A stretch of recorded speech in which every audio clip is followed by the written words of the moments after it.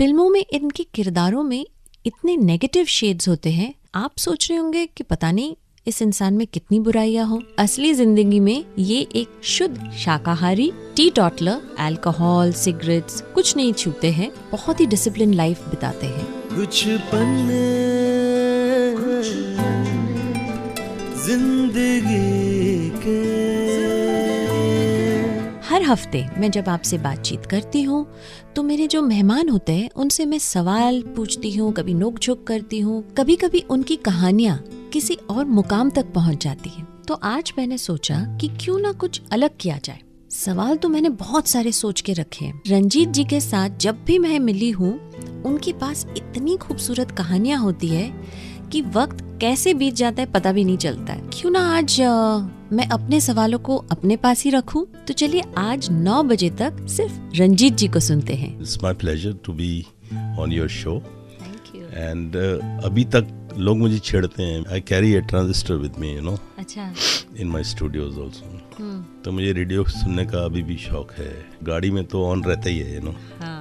बहुत अच्छे गाने आते हैं और आपकी आवाज़ भी बड़ी Thank you.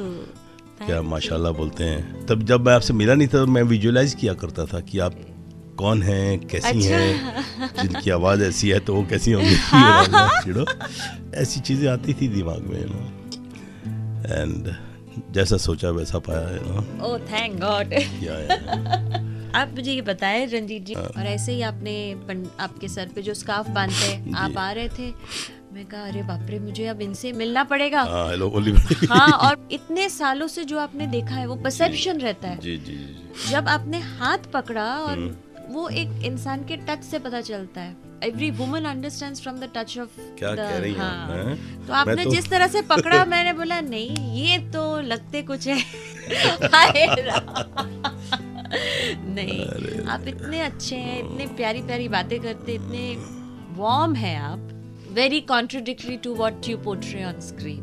मैं सुनने वालों को ये बताना चाहूँगी कि आपको स्पोर्ट्स का भी बड़ा शौक था, जो वो डिफेंस एकेडमी वाली जो एक किस्सा है आपका। एक्चुअली फिल्मों में आने से पहले मैंने एयरफोर्स के लिए अप्लाई किया। हाँ। वो भी ऐसे ही, यू नो, फॉर फन। मेरी जिंदगी में जितनी भी चीज़ें हुई हैं अचानक हुई हैं, नो, स्पॉन्टेनियस, नो। मैं हिंदू कॉलेज में था दिल्ली में और हम 4 बड़े अच्छे दोस्त थे। हम चारों ने अप्लाई किया और हमको ऐसे चैलेंज सा लगा कि एयरफोर्स में एडमिशन पाना बहुत मुश्किल है।